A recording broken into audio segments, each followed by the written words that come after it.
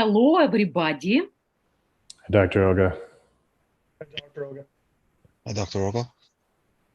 And today webinar is about what makes people interesting.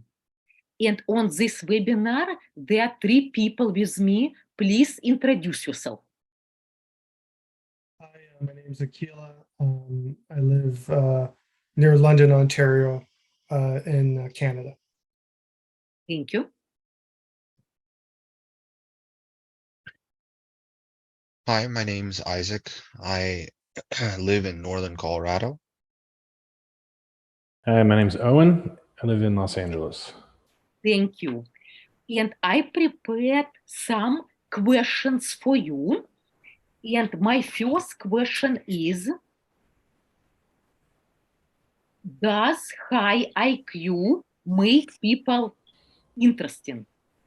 And first I will ask Owen, what is your opinion? And this webinar is, we are going to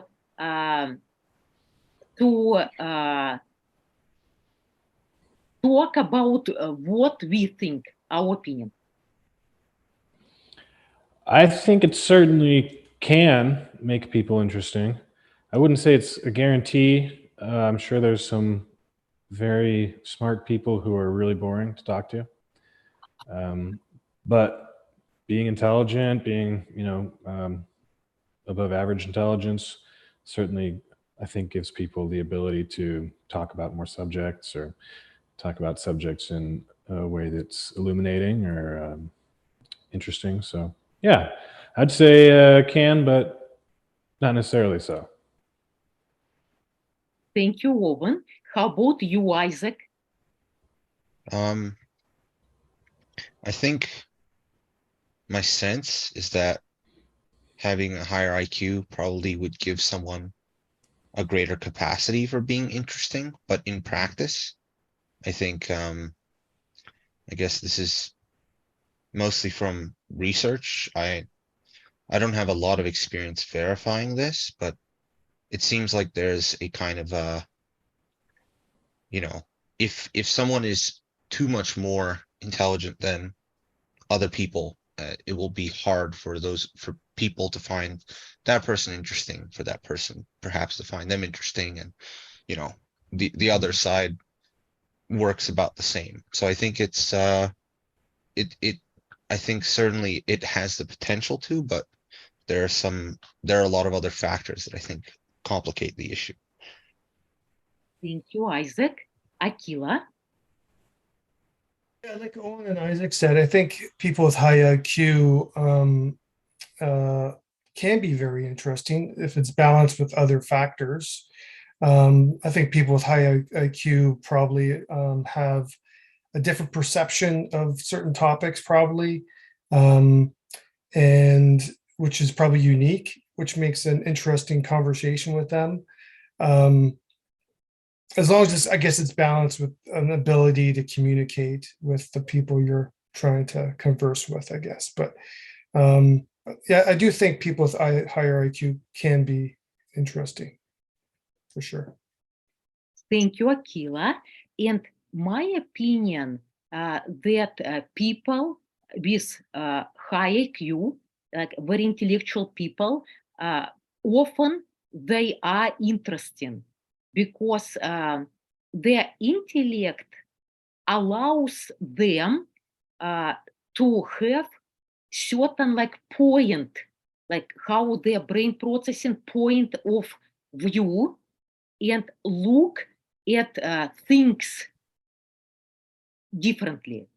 And also, intellectual people are often curious, and curiosity makes people interesting because curiosity is in studies, they link curiosity to high IQ.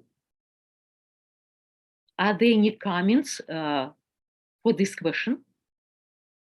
I think something Isaac said was very interesting.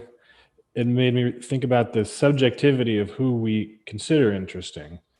I think he's right that someone with a high IQ might be very interesting to someone else with a high IQ, but there are other people who would find them boring, and they might be more interested in someone who's kind of comparable to them in that regard. So just the idea of who is or isn't interesting, that depends a lot on the point of view of the person they're interacting with. And so it's not, necessarily so that people are objectively interesting out of context. And the person who is or is not interested by them probably has a lot to do with, or certainly has a lot to do with, whether the person is interesting or not. Yeah, I agree with that. Like, I guess if you're interested in the topic or you have some type of semblance of ability to understand the topic that the person's trying to convey or communicate, then it can be very interesting. But even at that, if they're really have a really high IQ and they're you don't understand what they're saying, then it's not much of a interesting conversation because there's no comprehension going on. So I think it has to be balanced with other things. Like IQ definitely can be one aspect of it, but I'm sure we're going to get into other aspects of what makes people interesting that I think are more important than having that curiosity, or because if you don't have the ability to kind of communicate that with somebody or relate to somebody that you're going to communicate your ideas with, then it just kind of goes over people's heads, and if that makes sense. Yes. But I guess to also tie in curiosity to my point, I think that there is a point at which, someone who is, significantly more or less intelligent than someone else may be interesting because they further develop things like curiosity, because you can be intelligent, which I agree generally has a correlation with curiosity, but you can be curious about things that are too far disconnected from what most people would be interested in. But you could also learn to be curious about how to connect those things with what other people are interested in. So I think, that's perhaps, yes, correlated with intelligence, but also something that one develops, and through that development can bridge what would normally be a gap in that area. Thank you, all of you. They are very, very interesting points. And I was thinking about that too. It's interesting according to whom. Because, for example, if there is a scientist and some people are interested in technology, and talking to the person in details about science might be not interesting to a person in technology, and vice versa. It's depend for what groups of people and what fields. Mm-hmm. Yeah, I think context has a lot to do with it. That was one of the few things I wrote down when I was thinking about the questions. The context, someone who could be very interesting to talk to on, say, a long train ride when you have nothing else to do, and they just want to tell you all about their job, that could be interesting. That same conversation would be pretty boring maybe at a cocktail party. So I think context is probably a pretty big part of, exactly, interesting according to whom, when is it interesting, for how long is it interesting. But in that case, Owen, would you say that the person who could captivate you on the train ride is at least inherently somewhat interesting? If they could captivate you, sure. There are some during people, the train ride. yeah, there are some people who would be interesting on a train or at a cocktail party. But if they're just interesting on the train or just interesting at the party, does that make them, you know, like, what does that mean about them as a person as far as being interesting? That I don't know. Just that. The context is a big part of whether the person, when they are and aren't interesting. I see. What was I had a thought in response to your question, but it slipped away. So Sorry. no, it was like really quick. Like what? You cannot be interesting to everyone. And I was thinking what you were saying. Also, it's up to your even mood. Like if you are not in a mood to talk, and you love science, but you're not on a mood, you want to relax and talk about nature, for example. Maybe talking about science, it won't be interesting at that moment. Right? Mm-hmm.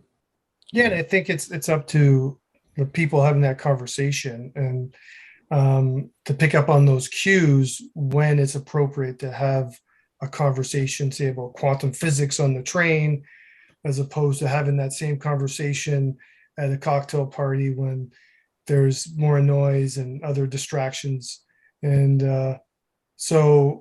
and I think that probably segues into another question you're going to probably ask us, Dr. Olga, about EQ and SQ or whatever, social intelligence. But anyway, I'll leave it at that.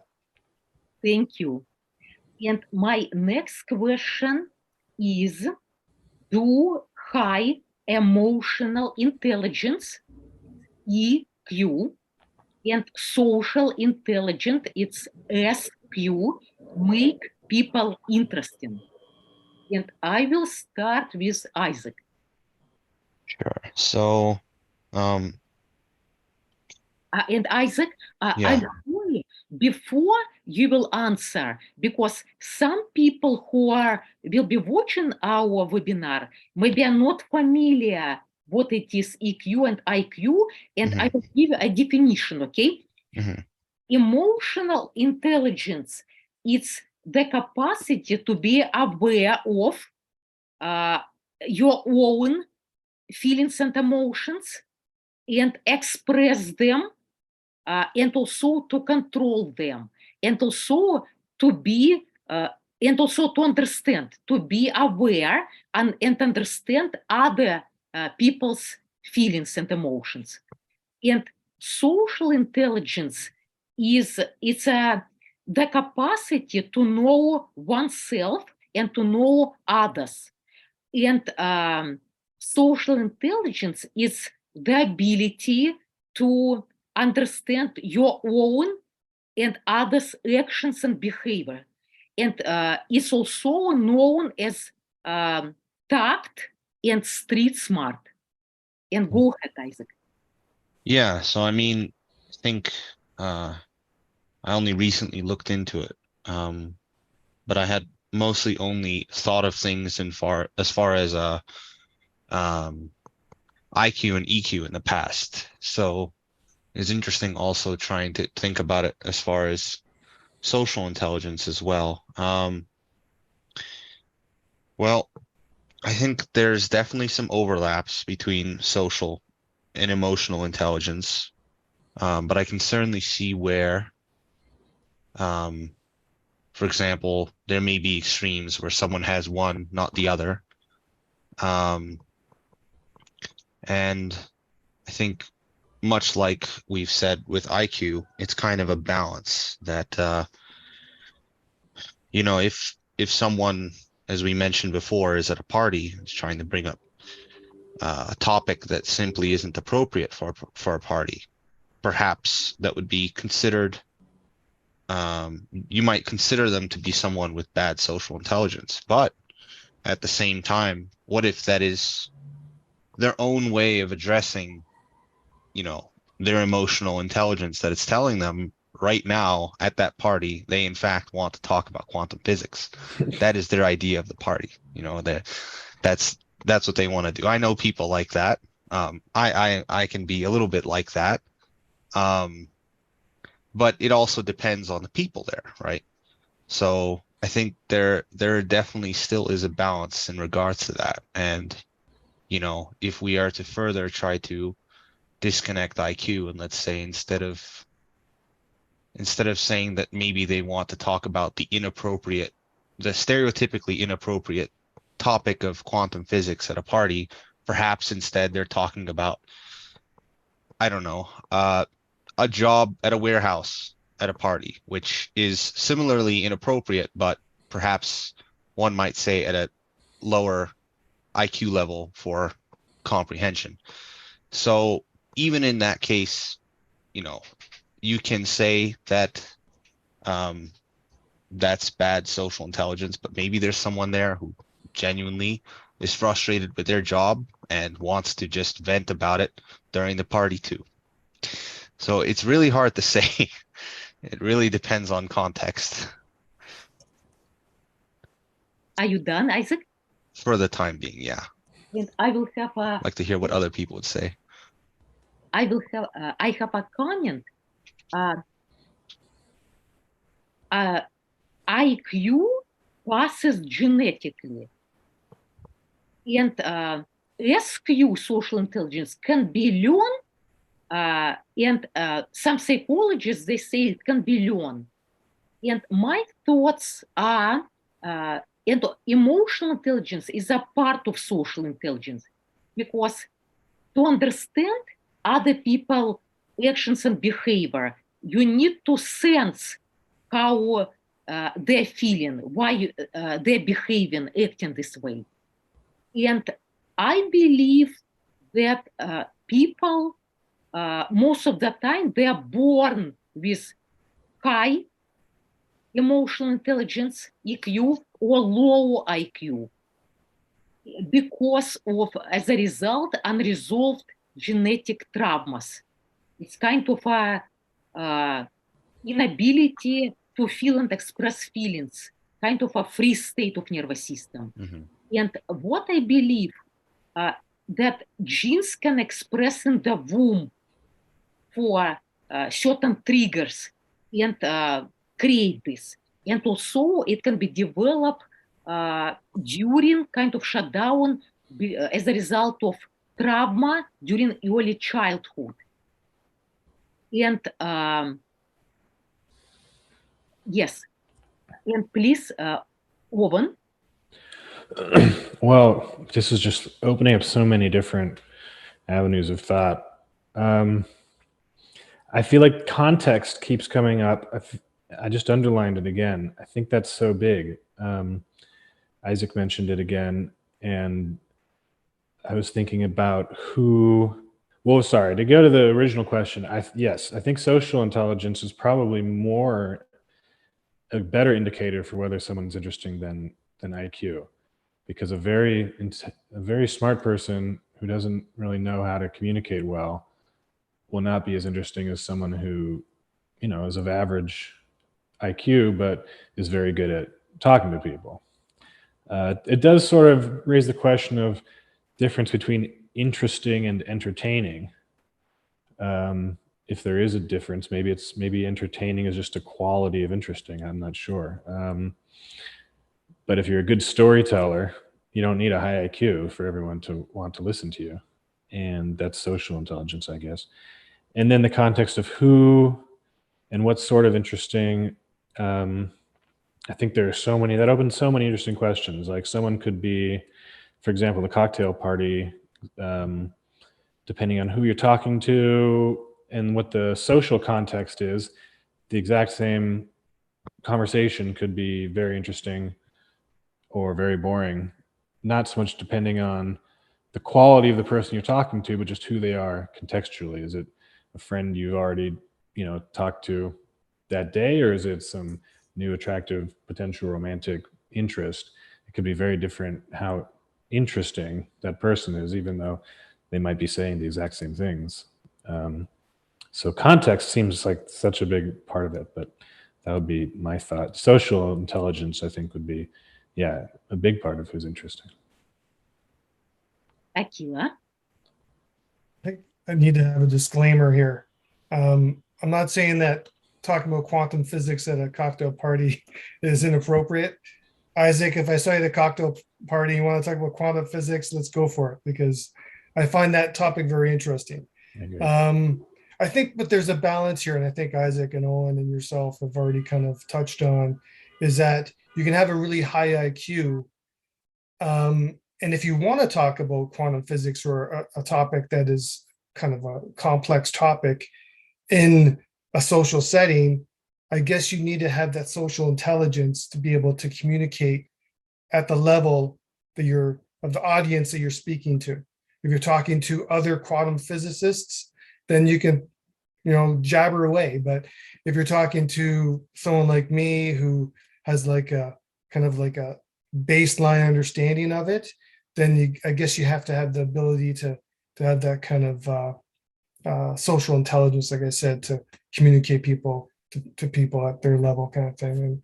And like Owen was saying, for sure, somebody who's charismatic may not have a high IQ, but has a really high social intelligence, and they know how to communicate with people and relate to people and tell stories and engage with people. And I think, they find, people find that interesting. But there's a personal point to this as well, I think, where, just from my own personal experience of speaking to people in, parties or on the street or whatever, and, other people may not find them interesting at all. But if you take the time and get that person to open up, even though they might not have a high social intelligence score, but as long as you're willing to listen to them, you may find out that they're very interesting or have an interesting story to tell. Or so I think, like all of us have been saying here, it's kind of like a layer cake. There's lots of components to what makes somebody interesting, if that makes sense, I think. And I have a comment. People who have humor, who are funny, they are often more interesting. People are more attracted to people who have humor and funny. And people who have a good sense of humor, who are funny, they have high IQ and high EQ, emotional intelligence. It's how they are looking at things and bringing to others awareness what's funny about them, like some comedians. They can talk about life, and other people do not see what they see. And my other comment is, you can actually learn strategies for emotional intelligence even without feeling. For example, studying neurolinguistic programming, observation and understanding what does it mean, and also for social intelligence. Only my opinion, it won't be true real emotional intelligence and social intelligence. Like I call it artificial emotional intelligence. People really don't feel, they try to kind of use strategies to understand themselves and other people. And like I believe that EQ and SQ, it's like, again, some people are born with that. It passes genetically. It's actually how your nervous system is responding. And you cannot teach for your nervous system to respond unless you go to the root causes of what created that response with, for example, certain kind of free state of nervous system. So people cannot feel much, cannot express feelings, cannot understand other people's feelings. Question for you then. Are you Yes. saying that by working on people's subconscious programs, that they're able to increase their social intelligence and EQ as well, and be able to become more charismatic even and more engaging with people? Yes, Achille, by going to the root cause of why people don't recognize feelings, they do not feel, it's possible to find unconscious programs that created that. And by resolving that, I had many clients from low EQ, they have now high EQ, high emotional intelligence, and it completely changed their life. And actually, people with low EQ, they are less interesting. Why? They are kind of monotone. They're kind of dull, dry, and even to listen to them, it will be a big difference listening to a monotone person and compare listening to a person who is articulated, expressing emotions, all of that. And absolutely it's possible to change it. And emotional intelligence, it's a part of social intelligence. If you do not understand other people's feelings, your SQ won't be as high. That's why by changing emotional intelligence, you will change social intelligence. Interesting. And in this case, for example, charismatic people, people who have charisma, they always have high EQ and SQ. That's why people are attracted to them. And in this case, you even will have kind of diplomatic ability to know what to say, what not to say, or you can say this to one person and cannot say to another person. And it's not authentic, not at all. It's just being diplomatic. And more diplomatic people are more interesting. Then it's definitely people with higher EQ and SQ, they're more interesting.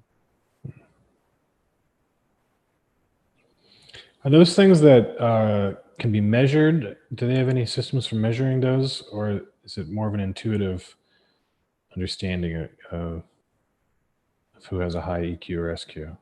I believe there is a test for EQ. I'm not sure for SQ, possibly.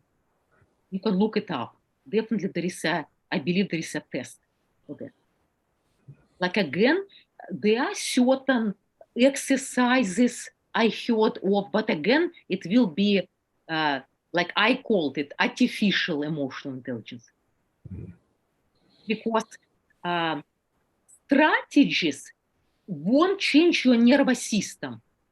And how you are talking, expressing yourself, it's through your reaction of your nervous system. Does it make sense? Yeah, I've always been kind of put off when I hear people describing strategies, like social strategies on an intellectual level. It seems inauthentic and almost kind of like a form of deception. On the other hand, maybe it makes sense to have some, put some thought into something as important as how to socialize. I've always assumed it was just sort of, it needed to be intuitive to be authentic. And maybe that's true. Maybe that's true. I don't know. I think, Owen, those strategies are better than nothing. Right, yeah. Yes, at least hope, because some people are not social. It's very hard for them.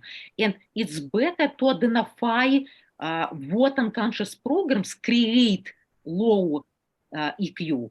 And when you transform those programs, your entire nervous system, how its response to triggers, to people, can change. Mm. And it will be, with strategies, it will be constant effort to figure out. Right. With, when you have high EQ, there are no strategies, it's just easy. Mm. It's just your natural response. I do have a related question then. So if you have somebody who's introverted, is it possible to make them more extroverted or an extrovert through working on subconscious programs? And what I mean by that, because, and I think Owen maybe was saying the same thing here, is that you have somebody who's introverted and they're using these strategies and going out to parties and forcing themselves to engage in people. That can be very exhausting, I'm assuming, for an introvert. So they go home and they're exhausted and they're not really getting, they're not really having fun. They're just trying to, socialize. Whereas a natural extrovert goes to a party and has fun, goes home, it's a different kind of perception. So is it possible to do that? Like even, move the needle a little bit from. It's a very, very good question, Isaac. Sorry, Achille. Achille, it's a very, very good question. And you are right. First of all, it is possible. And I had many clients who were introverted, and you are right, they always felt tired. If they are for longer time, they're around people. Some of them, they felt exhausted. And it's for good reason. People who are introverts, they are that way for good reason. There are some unconscious programs causing them, of course, unconsciously, to feel kind of not safe around people. It's all unconscious. And in this case, they cannot connect at the same time with many people. They can have a very deep, people who are introverts, they're very deep people. And they have the most deep conversations. They don't like kind of talk about the weather, for example, like short talks. And by changing those unconscious programs, people can become ambiverts. It's a kind of combination of an introvert and extrovert. Interestingly enough, what I observed, extroverts get energized talking to many, many people. Only in order to talk to many people, you cannot have deep conversations with each person. Kind of on a surface, connection on a surface level. Introverts connection on a deep level with one or two people. Extroverts connection with many people on a surface level. Isn't it interesting? Yeah, very much so. Yeah. Are there any comments about EQ and SQ? I guess more generally, what you're really kind of trying to ask is how do these different factors like EQ, IQ, SQ factor into how someone is interesting? Because clearly they can have an impact, but the question is how. What's the functional impact of emotional intelligence, and I think, or intelligence or social intelligence? And I think you highlighted a lot of them. I'm just trying to think about how I can approach some of these questions differently. Isaac? Because there's a lot of factors, as we all kind of agree, context matters. But what I'm saying is, like, how does social, emotional, and IQ go into the context? How does it build the context of the person, of how interesting they are in the situation? I think, Isaac, people are more interesting when they are expressing emotions through their body and through even talk. They are vulnerable. And to be that way, you need to have high emotional intelligence. And also, when you have high social intelligence, you will be understanding people more, situations, even asking right questions depend on the situations, what that people will like, and you'll be Sure. more interesting for them. But I guess like what I'm saying is you can have someone with high social intelligence go to someone else with low social intelligence, and the conversation might become interesting where it wouldn't be elsewhere because the person with high social intelligence knows how to direct the conversation and get interesting conversations out of the other person. Whereas if they weren't directing them, that wouldn't be happening. Hmm. So You that are might be a right, way to look at it. Another way to look at it is you mentioned how someone with low emotional intelligence might be monotone. Certainly, I can see how in general that might exhaust someone and thus make the conversation less interesting almost objectively. But there may be people with enough tolerance, given the way that the person is talking, the topics that they're discussing, the monotone will not be as problematic a factor for that person. So I see it more as like a factor in context rather than like a clear, like consistent, always lower emotional intelligence means, you know, less interesting. Is it preferable to be, to have higher emotional intelligence? Yes, especially for the case of being more interesting on average to more people. So I think if we're looking at it from a perspective of how do these things factor into being more interesting on average for everyone, I certainly think that emotional and social intelligence definitely are important for making someone interesting. Yes, they're important. And also, what I observed among my clients, people with higher EQ, emotional intelligence, they have more, when they feel the nervous system, they have more enriched life. It's a perception of nervous system Sure. through seeing, hearing, kinesthetically feeling, olfactory, gustatory. They have more enriched life. More. For example, spectrum in colors, seeing spectrum in colors, even in one color. More richness of sounds, more three-dimensional.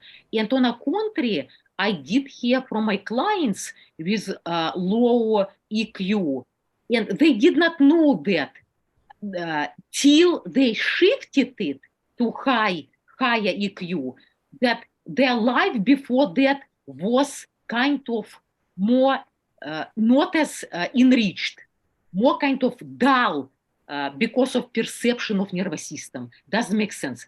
Right. So because of the additional, I guess, perspective and experience that they have, they themselves become more interesting as a result. So it's not just the monotone, it's Yes, how their life becomes enriched, and as a result, they become, more interesting fundamentally. I see. yes, because they experience more enriched life.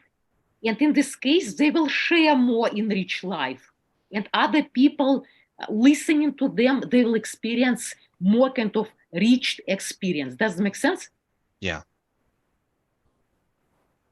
Thank you. And my next question, are people who have charisma interesting? Akila? Yeah, I think so. I think we kind of touched on a lot of those factors already. Like somebody who's charismatic may, they have ability to kind of connect to people, have a presence about them that people are drawn to, and then people will find interesting. And, obviously when charismatic people speak and tell stories, or you meet them at a party, a lot of people find them interesting. I think really charismatic people that I've met, they have an ability to not only connect with like one or two people in the room, but like the room in general. They get a feeling of what the room is about and kind of really, I guess, not play the room. That kind of sounds kind of off-putting a bit, but be able to connect to a lot of different people and at the same time. And you know, a lot of charismatic people that I've met, they seem to be very intelligent as well, very articulate at least. So I think charisma definitely has. If you're charismatic, I think you're interesting. But I think there's a caveat there that not all people are gonna, you know, relate to every person that's charismatic. You know what I mean? Like, you know, for instance, Arnold Schwarzenegger may be charismatic, and a lot of people, you know, relate to him and want to hear what he has to say. But you know, my wife has no, you know, no desire to listen to Arnold Schwarzenegger. Doesn't find him interesting at all. Not that he's not. I'm just saying as an example. So I think it's like situational, like we've been saying as well. Anyway, I'll leave it at that. Thank you, Achille. How about Owen? What do you think? Yeah, I agree with that for sure. I think charismatic people are interesting, maybe by definition. I think to me, an interesting question is what really is charisma? Like we sort of have an intuitive sense of who is charismatic, but what really the nature of it is and what makes those people so interesting and attractive. And I mean, it's almost like interesting is kind of the definition of it, but it's different. There's a leadership quality to charisma. There's so many elements. There's something, I don't know. Charismatic people give off the sense that their lives are interesting. And there's something about, you know, I think something like charismatic people where you want to like be a part of what they're doing. That's sort of what charisma, at least that's a piece of charisma, is that people want to, it's a, you know, people are attracted to whatever their life is. That seems like the interesting life. But I think it's a very mysterious quality, charisma. And I don't really claim to have any idea what is at the root of it, but it's certainly interesting. Yeah. Thank you, Owen. How about Isaac? I guess I can see how, you know, one might say that charisma is a factor, or it's related to social intelligence, possibly emotional intelligence as well. I would say more so than intelligence necessarily. Although generally to have charisma, you would also end up having intelligence. So I think it's a combination of the three, but especially social intelligence and perhaps also emotional intelligence. Yeah, I mean, I don't have a lot more to add on perspective from what Owen and Achille said. Thank you. And I believe that people who have charisma, they are interesting, very interesting.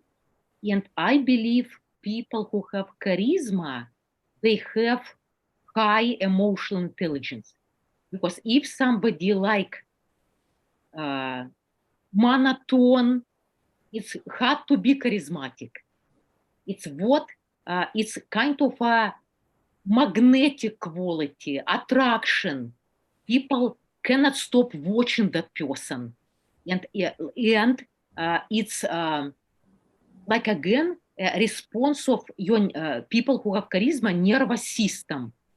And part of that verbal, I believe people who have charisma, they're very intellectual, they are very good in conversations, and also part is non-verbal.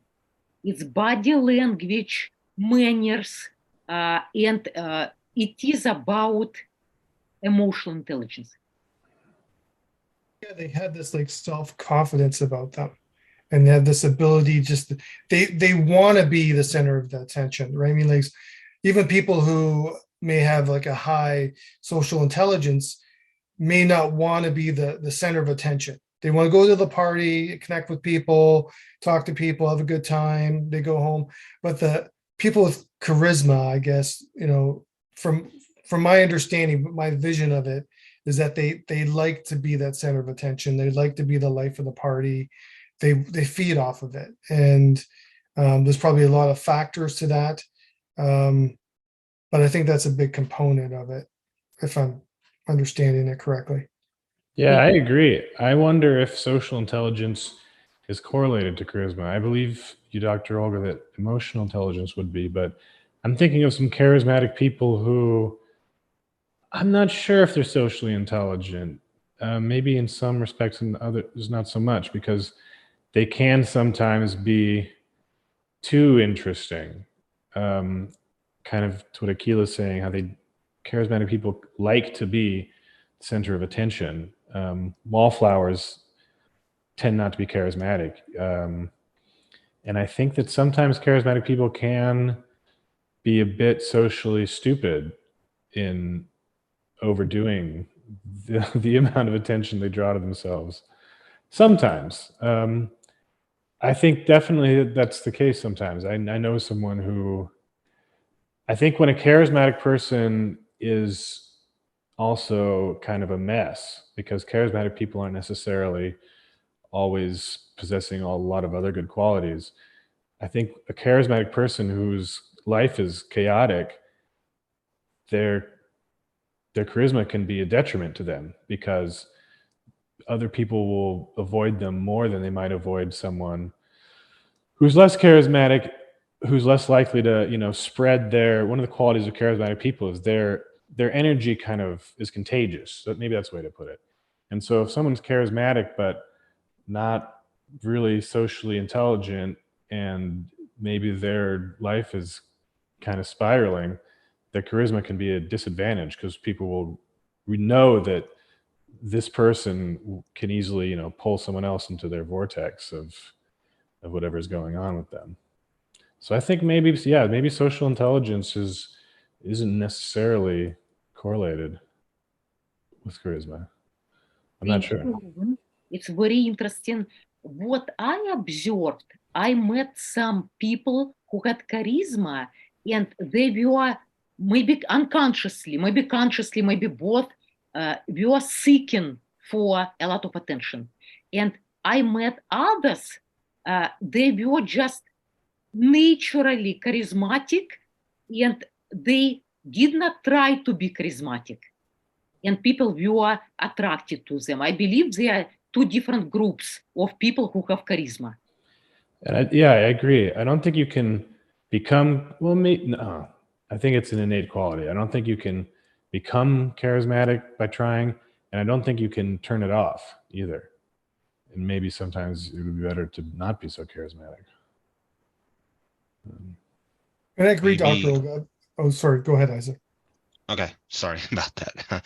I was gonna say maybe there's some sort of I don't know if this is true for all charismatic people, but at least for the types that you're mentioning, which may include almost all of them, there's some sort of like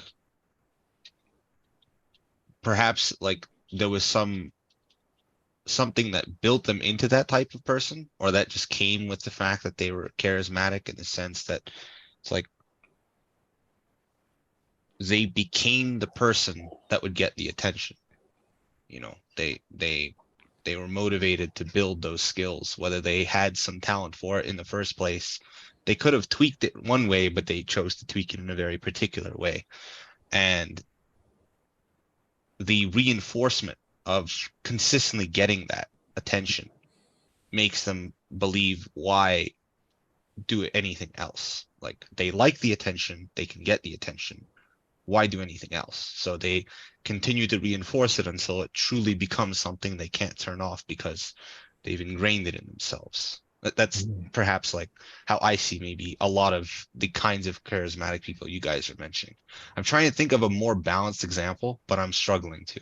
I just would like to believe there may be a charismatic person who's not extremely obsessed with attention. It just happens to be that like there's some interest in having attention, but also some sort of like, they were just trying to be themselves the best way they could. And they happen to be a person that attracts people. But I don't know, the thought, I don't know if you guys have heard of the phrase, I don't know if this is quite what it is, but it's like sometimes someone who becomes a leader, like he didn't want to be a leader, like he just like he really didn't want to be, but he just ended up being there because that was just the natural progression of things. Like he just was like, no one's doing this, I'm going to step up. No one's doing this, I'm going to step up. And it kept progressing. So maybe in that sense, some people develop charisma in a similar way, not necessarily motivated entirely by, I want all the attention on me. Just kind of my thought on that. Yeah, I agree. I think there's different types of charismatic people. You have, you know, if I can use the analogy, Frank the Tank from Old School, who may be charismatic, but he's drunk and streaking down the street. And then you have someone else who's very genuine and just has a presence about them and truly has that high social intelligence and wants to connect to people and has that self-confidence and walks into a room, you're like, hey, that's a guy I want to talk to, or can go around and has a presence about them. And I think the different variability of people with different charismatic qualities is where they fit on that social intelligence and EQ score. If I'm making sense there. Yeah. Thank you. Are there any comments? Okay. And my next question is, do people's experiences in life, their profession, their knowledge make them more interesting? And I will start with Isaac.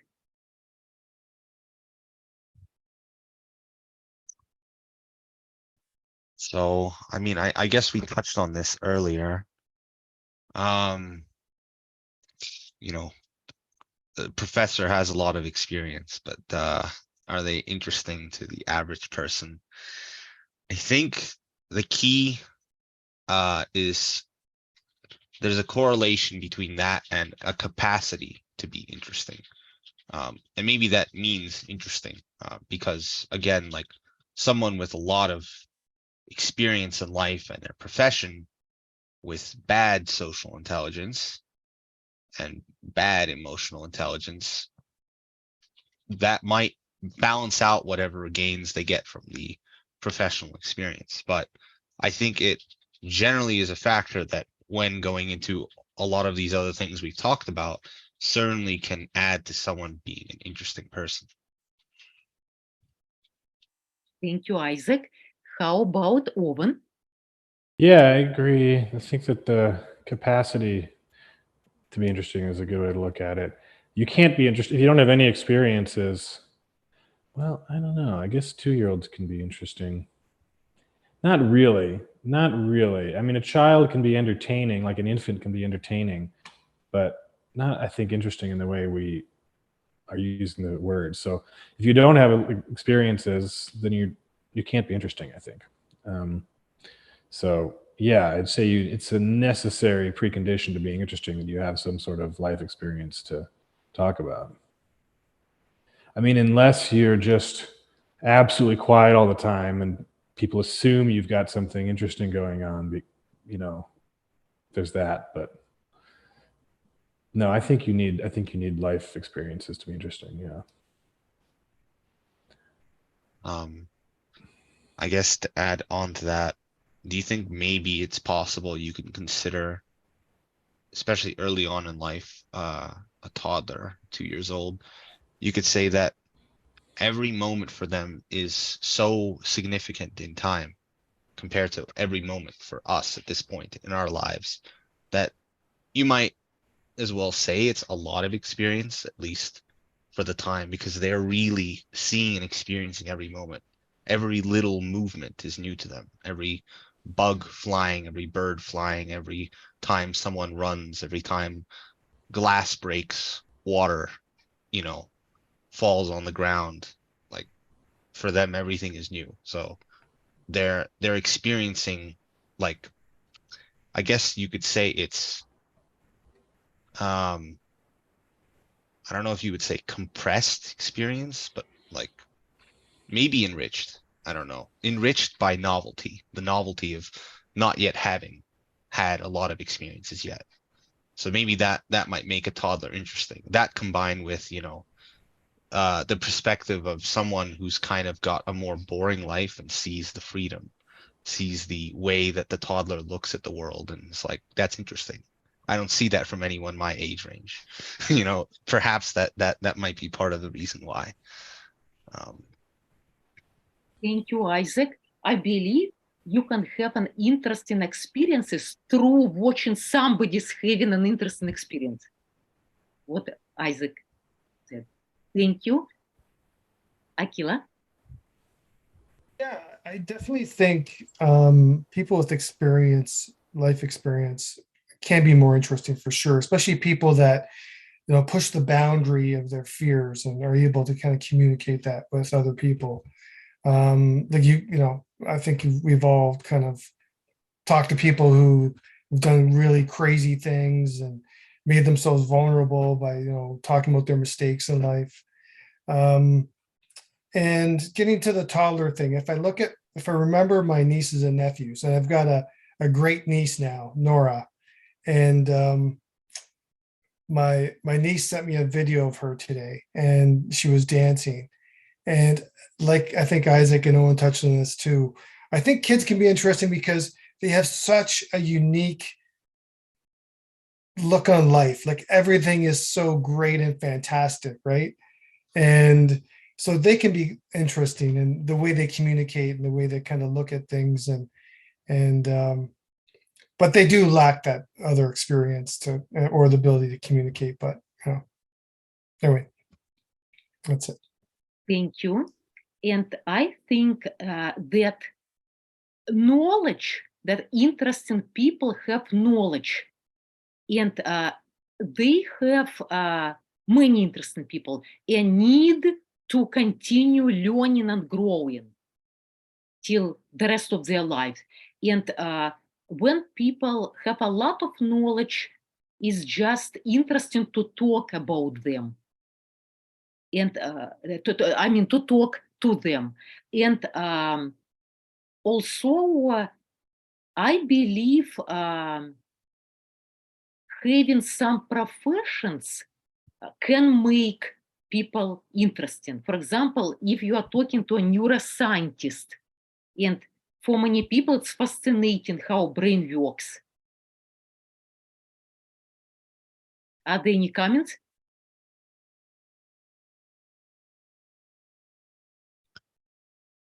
No comments?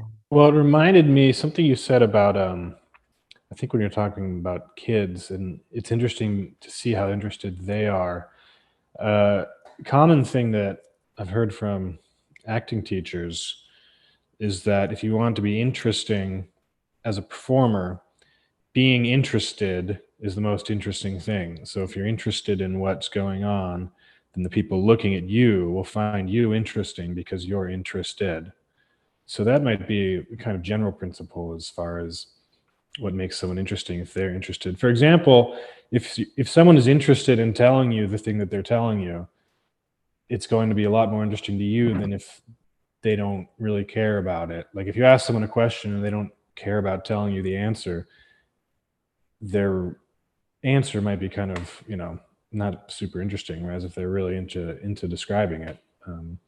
So if the person is interested in what they're talking about, that probably makes them more interesting in how they convey it. Thank you, Owen. It's a very, very good point.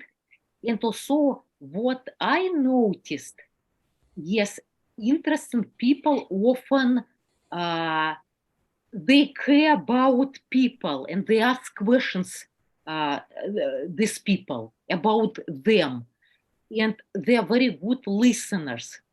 And also, what I noticed, in general, interesting people tend to ask very interesting questions often. And also, the way they ask these questions, and also the answer to these questions, make people around to help them to learn on a deeper level.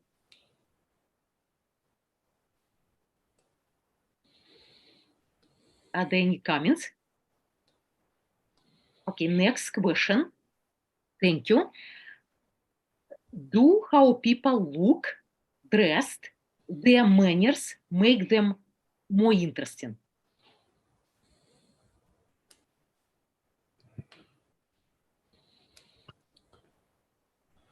And I will start with Owen. Maybe superficially, like initially. Yeah, if you're in a room and there's one person who's dressed very eccentrically, that's interesting. But that could subside immediately. And, you know, maybe those people are the least interesting, really, and they're dressing that way to compensate. So I'd say yes, but it could be potentially superficial and evaporate quickly. Thank you. How about Achille? I totally agree with Owen there. I think, they can be interesting, but if it's a form of like what peacocking they call it or something, and somebody's just trying to gain attention, they could be the least interesting person in the room because they're the most superficial person in the room. So I don't think somebody who's flamboyant like that is necessarily the most interesting, but they could be, dependent on other factors that we talked about already. Thank you. How about Isaac?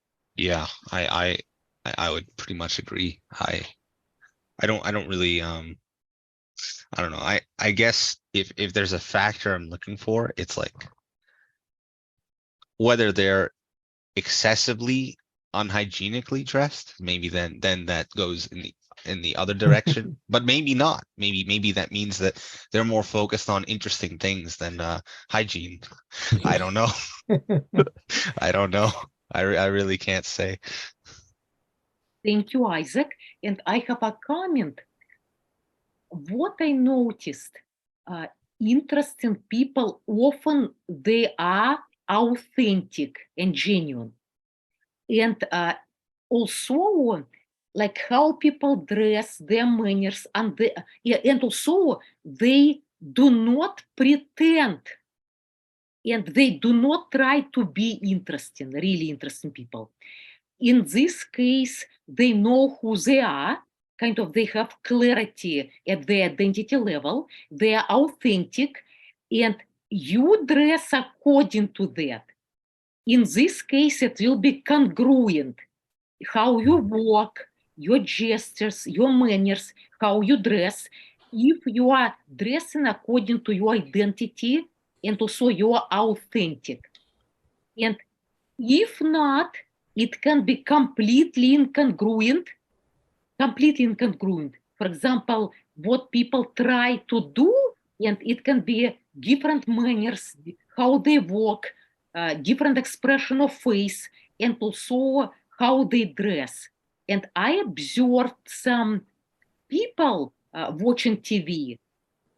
They are so not authentic, not congruent. They're changing their look all the time. Color of hair, clothes, including men. And certain looks are completely incongruent. They look awkward because at the identity level, they don't have clarity who they are, and that's why they look not congruent. Are there any comments? I think more generally, I don't know how much I might value like how someone dresses. I can see what you mean. And I think we all kind of agree that generally we'd be more concerned that when someone dresses in a way to show off, it's not necessarily for good reasons. But I think if you put how you dress as a part of body language and physical expression in general, then we might get somewhere that's a bit more of a correlation, because I think body language can tell. I think there's certain kinds of body language that are perhaps correlated with someone that's interesting. Someone might be more, expressive with their with their body language in a certain way, and that might you might just see them, not even actually hear what they're saying in the context of a bunch of people talking, and they might stand out just by the way they, you know, the way their body language is, I don't know, being expressed, I guess. Yeah. Thank you, Isaac. Are there any comments to this question? Okay, thank you. And my next question is, can people who are not interesting become interesting? I will start with Achille.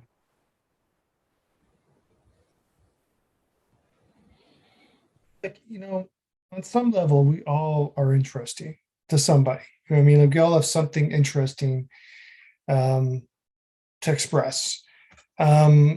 Whether we can, and I think we answered that question because, Dr. Olga, you mentioned that you can work on EQ and SQ in order to become, better able to communicate and connect with people.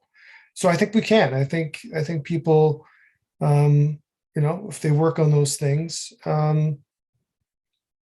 can be very interesting and can express themselves and connect with people. And I think basically what I see here is interesting people have the ability to connect with other people on their level, and I think as we, like you said before, as people, as we want to grow, if people want to go into self-development and grow within themselves, then work on that connection, then I think, yeah, it just goes hand in hand, but I could be wrong. Thank you, Achille. You are right, because unresolved trauma that passes genetically and during, like, traumas in the womb, childhood trauma during childbirth, can create unconscious programs that people cannot connect on a deep level, for example. And they have low EQ, for example. They have kind of inability to express themselves in any possible way, like mentally, through conversation, or emotionally. And in this case, identifying these unconscious programs and transforming them can create a very big difference. And also including being not authentic, people not authentic for good reason. And I had so many clients who are authentic now, and it's possible to help with all of that. Owen? Yeah, that all makes a lot of sense. And I think that it's definitely possible for someone to become less interesting. So they can probably also become more interesting. And I think that comes back to the context thing. Maybe that's not exactly what you're asking, but someone who might meet someone and they seem kind of boring to talk to, and then later you find out that they're, for example, use the example, some nuclear physicist, like the top nuclear physicist in the country. All of a sudden, you just think they're much more interesting just by learning that fact about them. So I think a lot of it has to do with the subjective experience of the other people around them. Thank you, Owen. I'm now so curious how you can make a person less interesting. I think I was sort of being cheeky, but other than drinking a lot of alcohol, for example. That might make someone more interesting, depending on the situation. It definitely depends on the person. But again, my point is that it's kind of the context. You can meet someone, they seem very interesting, and then after a while, they're not so interesting. And I think that it's less about the person and more about one's own experience of who seems interesting to us at the time. That's what I meant. I can give this a shot, actually. I think if someone goes far enough down a dull enough life, that might do it. Yeah. Like, if they just they spend not enough time figuring themselves out and just kind of drifting along in life, just maybe not opening their perspective on who they are, what they really want to do, and they continue to be drained more and more in life. you know, while they may have been the life of the party in high school or something, by the time they're 40 years old, they are, I don't know, they themselves don't even know what they're doing with their life. So that shows. I think that might be kind of what maybe what you were going for. Yeah, said that's a very good description. That maybe it has to do with change. Maybe people who don't change, who get stuck in a rut, become less interesting because, you know, people get tired of their thing, and it's interesting people also change over time.